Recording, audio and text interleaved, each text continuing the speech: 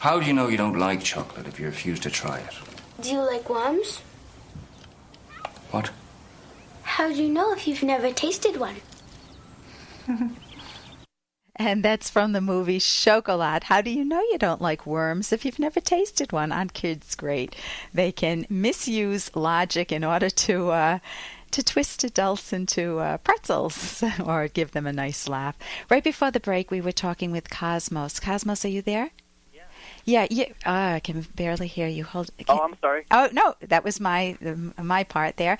So I asked you right before the break, what would happen if you, say, left the lights on all day and just said when you left, I'm leaving. I know there's a lot of anxiety that I'm feeling, but I am not going to go back and check, or I'm going to close the garage door once, drive away, and the heck with it. If I left it open, I left it open. What goes through your mind in that anxiety state? What comes to your mind? What images or thoughts keep coming to your mind if you don't go back and check? Well, the thing is, I don't think about the consequences. My mind just thinks about checking this or that as part of the daily routine. I don't think about the consequences. And let's say that I started thinking about what would happen. Right. I think that my mind would still have to go through the exercise of, well, let me see. Okay, it's just a light. That's okay. But then I have to think what would happen. And I guess it's hard for me to explain it, but I have to actually think of the consequences. And an ordinary person wouldn't. Okay, you want to do the introspective work because you want to get to the bottom of this. First, you need to know that usually those repetitive behaviors, the checking the door to make sure it's locked, or some people wash their hands, some people have to pray all the time with the rosary beads to ward off bad thoughts, some people they have all irrational rules that they have to follow during the day, and it destroys what could be a phenomenal life. Or it undermines what's currently a relatively good life. And as you say, it can grow over time if you don't wrap your mind around it and figure out what's going on. If we were working together, I would let you know that it's normal. Some of what you're doing is very good because it's important to check the oven and to check the heaters and to check to make sure the door is locked. So a lot of those are based on rational precautions that we all take. We close the garage door. My sister didn't, and her bike was stolen, right? Mm-hmm. So, but not the way you're doing it. It's ruining your own image of yourself. I'm assuming that you're a very good person with other values in your life, things you enjoy, with a good career. Yeah. And this is going to mess up a romantic relationship. So so it's hard to just tell yourself directly, okay, don't do this anymore. Because if I told you right now, don't think about your garage being closed or open, what comes to your mind? Well, there's that uncertainty. Now, you're saying that these are rational precautions, but I'm just taking them. You're just taking them to you're exaggerating them way more than they ever need to be, which puts them into the irrational category. You want to so treasure your mind that you want to know the difference between minor things like leaving a light on or leaving the garage door open, and major thing, a hurricane is coming right towards our neck of the woods, or a tornado. And so you want to be able to just value your mind so much that you can discriminate between unimportant things and important things. That's one point. I do exercises and therapy to help with this. You also need to be able to see how much evidence. You have to know what the threat is, because if you haven't done the introspective work to figure out what the threat is, if you don't check the lights, if you leave the oven on, assuming it's not a gas oven, you just waste a lot of electricity. I don't think it would do much harm, because when we clean our ovens, I have an electric oven. It's not a problem. I mean, it's on for an hour or so when you're cleaning it. So you'd have to pay a little more. The iron is a problem, but you can buy an iron that has an automatic turn-off. Mm-hmm. The garage door, unless you're in a very bad neck of the woods, it's not a big problem. And there's no such thing as 110% sure.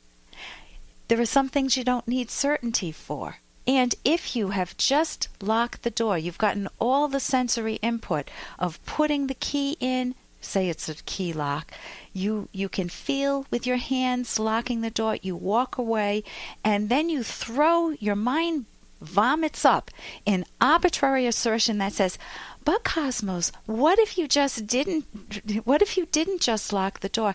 You've got to trust your own sensory input. You just did it. You felt it. You saw it with your eyes. See, and that's what I have to do, though. I have to actively know that I locked a door, and an ordinary person would just lock it and not even think about that. Because once you automatize the behavior, you don't have to think about it. I suspect you, don't have to think about which is the brake and which is the gas pedal. We do it automatically. If you have any hobby, such as tennis, after you train your mind, you don't have to think, well, how do I get a shot? I don't know how to play tennis, so I'm at a loss there. I know ballroom dancing, so I would say at the beginning, learning a new step, learning a silver step in waltz is hard for me. But after I've practiced it, it's automatized. I don't even have to think about it. You want locking the door in your home, doing the quick check through that all of us do. You want that to be on autopilot at this stage, not to have to constantly question your mind as if you're your parent and treating yourself like a 2-year-old. Are you sure you didn't check things? I used to be automated like that. I used to be when I was younger. How old? In high school, earlier than that, I used to lock a door without thinking about it. Something happened then. Mm-hmm. Cosmo, something happened at that point. That's what you want to go back to. You always look for when did I not have this problem? Because that tells you can return to that wonderful state of having this be a non-issue in your life. It'll take a transition period. It will take skill buildings. I want to recommend some books. There's a workbook, Overcoming Obsessive Compulsive Disorder by Gail Skekety, where you can actually work with a therapist on getting rid of this once and for all. You don't have it for life. I hate it when therapists say stuff like that. There is a book by Stop Obsessing, How to Overcome Your Obsessions and Compulsions. But what you want to do is remember that you once had a period in your life when you didn't have this baggage, and that you can return there. You have the skills. It's just that you have to break a bad habit. So I would recommend breaking it sooner than later. Driving away, living with the discomfort of not checking that garage ever again. Training your... What?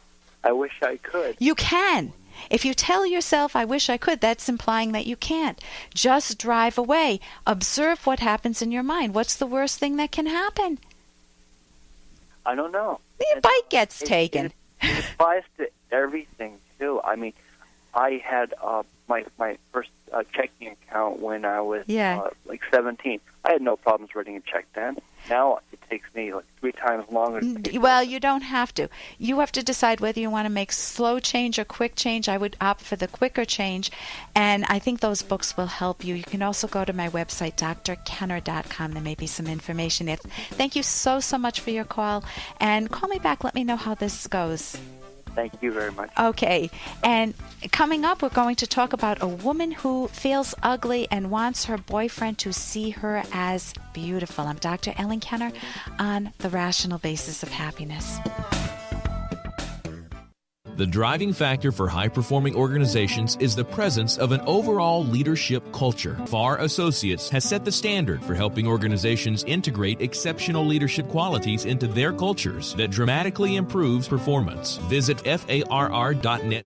Here's an excerpt from The Selfish Path to Romance, the Serious Romance Guidebook by clinical psychologist Dr. Ellen Kenner and co-author Dr. Edwin Locke, who's world famous for his theories in goal setting. A few fortunate individuals have a first impression of a partner that turns out to be accurate.